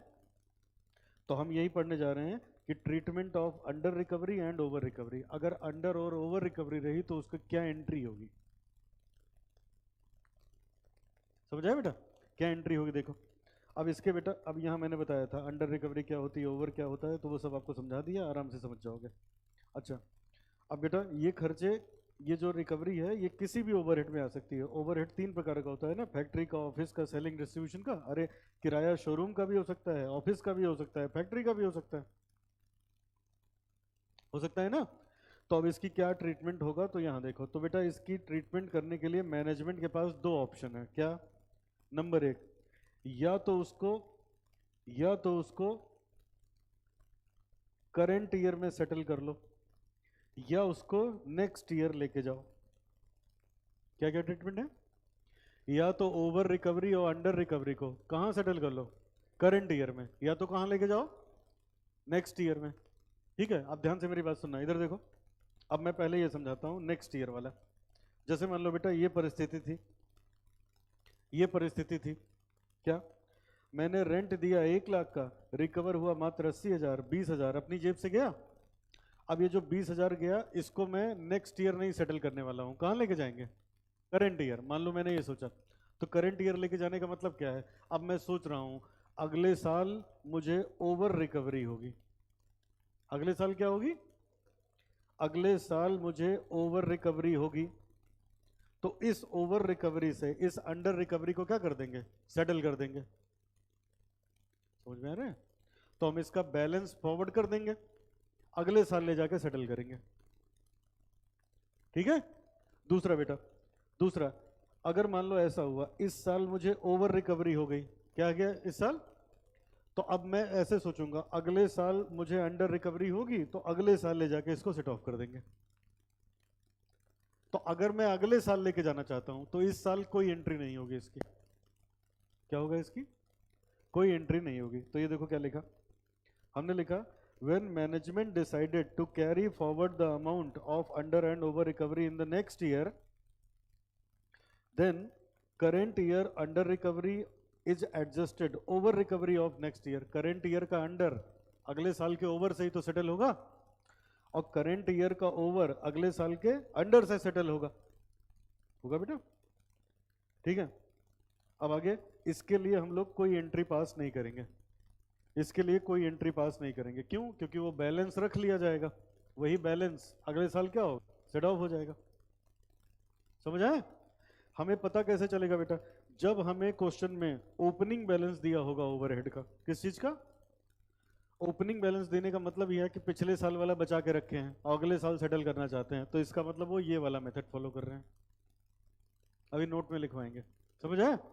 अच्छा, अब यहाँ और दूसरा, अगर मैनेजमेंट डिसाइड करती है कि हम इसी साल कम ज्यादा राइट ऑफ कर देंगे, क्या करेंगे, इसी साल ठीक कर लेंगे, अगले साल खींच के नहीं ले जाएंगे, तो ये देखो ऐसे, तब क्या होगा, अब बताओ मुझे, सब बच्चे बताओ। 1 लाख मैंने दिया, 80,000 रिकवर हुआ, 20,000 ज्यादा देना पड़ा, बोलो क्या हुआ, फायदा कि नुकसान? कॉस्टिंग पीएल के डेबिट में। दिया 1 लाख, वसूल लिया 1,20, 20,000 का क्या हुआ, पीएल की क्रेडिट में। तो पहली एंट्री में क्या होगा, कॉस्टिंग पीएनएल डेबिट होगा, ओवरहेड क्रेडिट होगा। दूसरे में क्या होगा, ओवरहेड डेबिट होगा, कॉस्टिंग पीएनएल क्रेडिट होगा। अब वो ओवरहेड कोई भी हो सकता है, एडमिनिस्ट्रेशन, फैक्ट्री, सेलिंग, व्हाटएवर। तो ये देखो ये एंट्री हुई। ये अगर अंडर रिकवरी है, अगर अंडर रिकवरी है तो पीएल की डेबिट में जाएगा, तो एंट्री हुई कॉस्टिंग पीएनएल टू ओवरहेड। और अगर ओवर रिकवरी है तो पीएनएल की क्रेडिट में जाएगा, तो एंट्री होगी overhead debit to costing PNL. बोलो समझ गए? ठीक है। अब बताओ, अंडर रिकवरी ओवर रिकवरी को सेटल करने के कितने मेथड्स हैं अपने पास, कौन कौन सा? या तो नेक्स्ट ईयर ले जाएं, या तो करंट ईयर में। अगर करंट ईयर में ले गए तो क्या करेंगे, ओवर रिकवरी है तो, ओवर रिकवरी है तो पीएल की क्रेडिट में। अरे ओवर का मतलब फायदा, फायदा पीएल की क्रेडिट में जाता है। अंडर का मतलब नुकसान, कहां जाएगा, पीएल की क्रेडिट में। एक साइड सोचो खाली, पीएल जब डेबिट हुआ तो क्रेडिट कोई ना कोई ओवरहेड होगा, और पीएल जब क्रेडिट हुआ तो डेबिट कोई ना कोई ओवरहेड होगा जो होगा। और अगर अगले साल लेके जाओगे तो अभी कोई एंट्री नहीं होगी, इस साल की अंडर रिकवरी अगले साल के ओवर से सेटल होगी, इस साल की ओवर रिकवरी अगले साल के अंडर से सेटल होगी। ये बात समझ आई बेटा? ठीक है, अब ये लिख लो कि भूल होना कि अगर हमें बैलेंस दिया होगा तो इसका मतलब ये है, ये इस वाले में, या यही चलो नोट बना के लिख लो। When question gives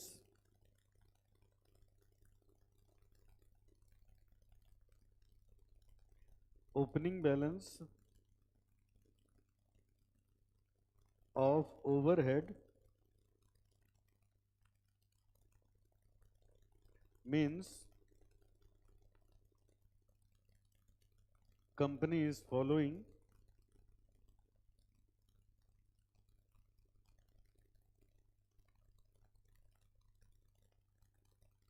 option 1।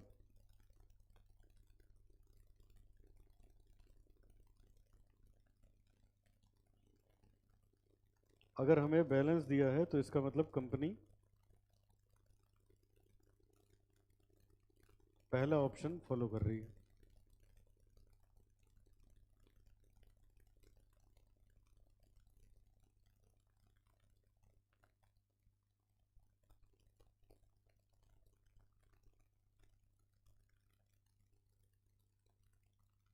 आगे लिखिए concept number 6।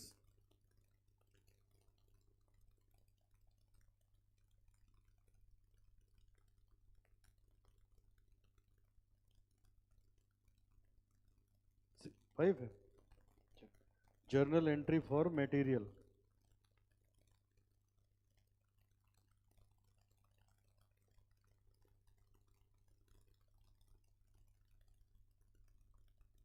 Journal entry for material,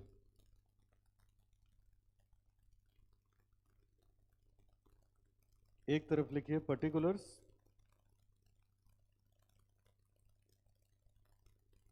transaction entry,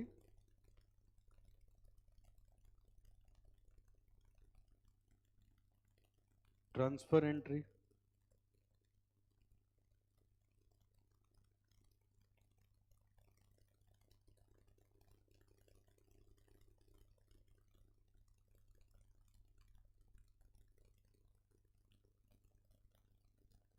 transaction entry का मतलब होता है मटेरियल परचेज्ड,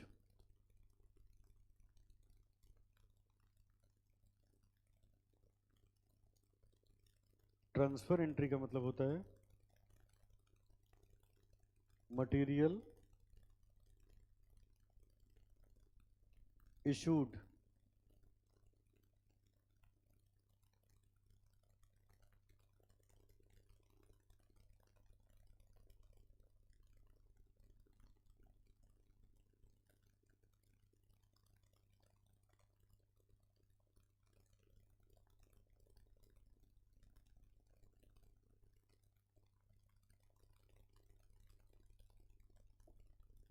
ठीक है, अब ये क्या है?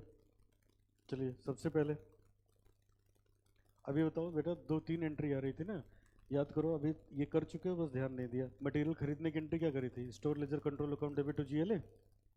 और मटेरियल को फैक्ट्री में ट्रांसफर करने की क्या एंट्री करी थी? WIP control account debit to store ledger. तो ट्रांसफर एंट्री अकाउंट में कभी नहीं होती, खाली कॉस्ट में होती है। याद करो, ट्रांसफर एंट्री कभी नहीं होती अकाउंट में, खाली कॉस्ट की एंट्री, उसकी ट्रांजैक्शन की। यहाँ पे परचेज की भी एंट्री होती है और ट्रांसफर की भी एंट्री होती है, तो वो दोनों चीज हम लोग लिखेंगे। तो लिखिए यहाँ पे, लिखिए सबसे पहले लिखिए डायरेक्ट मटेरियल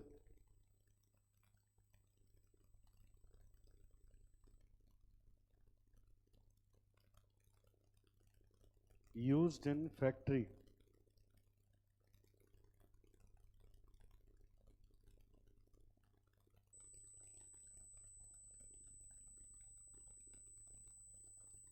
ठीक है, बताओ मटेरियल खरीदने की क्या एंट्री होगी? Store ledger control account debit to GLA।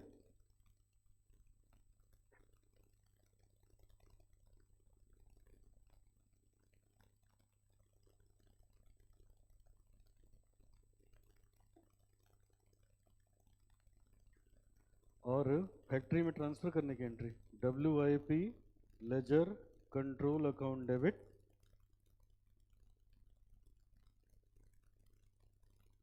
Store ledger control account.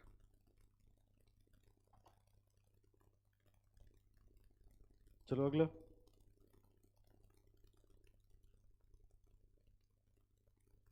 Indirect material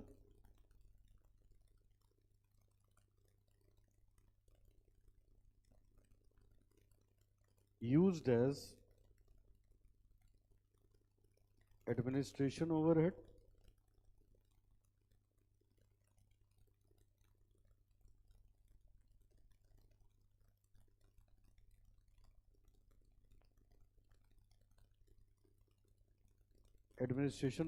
factory overhead selling overhead.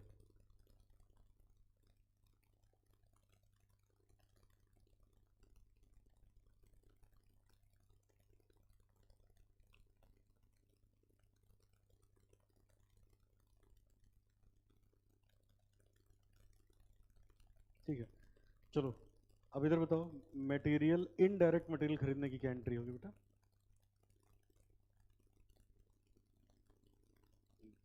देखो ध्यान से सुनो, मटेरियल दो टाइप का होता है, कौन कौन सा? डायरेक्ट और इनडायरेक्ट। अब इनडायरेक्ट मटेरियल क्या होता है बताओ? जिस स्ट्रक्चर पे मैं बैठा हूँ इसको बनाने में लकड़ी लगी होगी, ये डायरेक्ट मटेरियल है।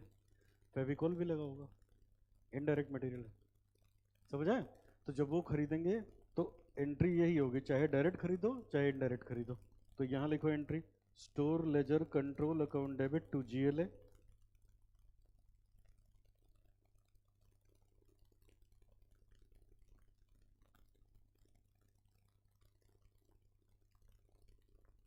ठीक है, अब एक बार और बेटा देखो, पहले डायरेक्ट मटेरियल खरीदा जाएगा, फिर फैक्ट्री में ट्रांसफर होगा। देखो ऐसे फैक्ट्री का स्ट्रक्चर क्या होता है, ये देखो, ये जैसे फैक्ट्री है, ध्यान से सुनिएगा, ये फैक्ट्री है तो कई गेट होते हैं फैक्ट्री में, मान लो 2 गेट हैं, तो एक गेट के पास में ही स्टोर बनाया जाता है, ये स्टोर हो गया। ठीक है, अब फैक्ट्री है यहाँ पे, माल बनता है यहाँ पे है, तो यहाँ से ट्रक से आया तो तुरंत स्टोर में रख दिया गया, तो इसको हम बोलते हैं परचेज ऑफ मटेरियल। फिर मशीन लगी है यहाँ पे, जब इनको सामान चाहिए होगा तो ये यहाँ पे फ़ोन करेंगे। समझ आए? मटेरियल रिक्विजिशन लेटर ये लोग भेजेंगे, रिक्वेस्ट करेंगे, तो ये वहाँ से मटेरियल भेज देगा यहाँ पे, तो इसको बोलते हैं इशू ऑफ मटेरियल। समझ में आया स्ट्रक्चर? अब फैक्ट्री तो देखे नहीं हो तो ऐसे सोच लो, बताओ ऑपरेशन थिएटर में क्या मेडिकल स्टोर होता है? लेकिन जब उनको ज़रूरत पड़ती है तो वहीं हॉस्पिटल वाले मेडिकल स्टोर में ही तो फ़ोन आता है, फिर वहाँ पूरा इंतजाम होता है कि 1 सेकंड में दवा कैसे पहुँच जाए। समझ आए? तो अब ऐसे समझ लो, जो हॉस्पिटल का मेडिकल स्टोर है वो हो गया स्टोर, और जो ऑपरेशन थिएटर है वो क्या हो गया? वो हो गया उनका फैक्ट्री। समझ आए? जब इनको ज़रूरत होगी तो ये वहाँ फ़ोन करेंगे, तो वहाँ से इशू कर दिया जाएगा मटेरियल। आई बात समझ में? तो जब कहा जाता है परचेज्ड तो यहाँ आया, इशूड तो यहाँ गया। तो ये देखो, मटेरियल खरीद क्या है तो उसकी एंट्री हो गई store ledger control account debit to GLA, ये तो खरीद क्या है। अब ये जाएगा फैक्ट्री में, तो फैक्ट्री में जाएगा तो WIP ledger control account debit to store ledger control account. फिर इनडायरेक्ट मटेरियल खरीद क्या है, तो ये हो गया। अब इनडायरेक्ट मटेरियल कहीं भी जा सकता है, कहीं भी का मतलब क्या हुआ? वो फैक्ट्री में भी जा सकता है, ऑफिस में भी जा सकता है, शोरूम में भी जा सकता है। कहाँ कहाँ बेटा? फैक्ट्री में, ऑफिस में, और ठीक है, तो देखो मटेरियल तो गया, तो स्टोर लेजर कंट्रोल तो क्रेडिट ही होना है, ये तो क्रेडिट ही होना है, और जहां जाएगा वो डेबिट होगा। अगर फैक्ट्री में गया तो फैक्ट्री ओवरहेड डेबिट हो गया, ऑफिस में गया तो ऑफिस डेबिट होगा, और सेलिंग में, शोरूम में गया तो कौन डेबिट होगा? Selling and distribution overhead. ठीक है, अब दिमाग में आ रहा होगा सर शोरूम में क्या करेगा मटेरियल जाके? बेटा वो जो स्टोर होता है उसी में रोजमर्रा के सारे आइटम रखे रहते हैं। पेपर की जरूरत है तो पेपर भी वहीं रखा है, प्रिंट तो निकलेगा ऑफिस में, प्रिंट निकलेगा शोरूम में, कस्टमर को बिल प्रिंट करके दोगे। समझ आया? तो वो हो गया इनडायरेक्ट मटेरियल। ठीक है, तो जहां जाएगा वो ओवरहेड डेबिट होगा और स्टोर हो जाएगा credit. Factory overhead, administration overhead, selling and distribution overhead.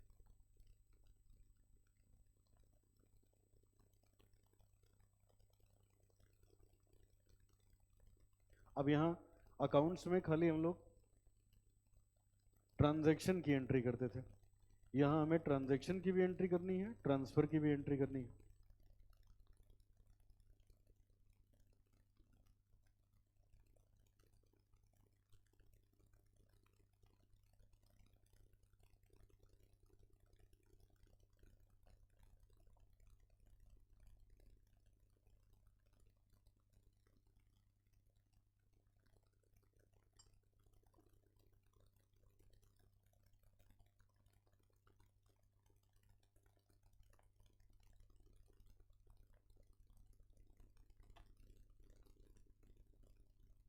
हो गया बेटा? चलो बात यहीं तक कर पाएंगे, ये सब रिवाइज करके आना, नेक्स्ट क्लास से क्वेश्चन शुरू हो जाएंगे इसके, लेकिन सब याद होना चाहिए बिल्कुल।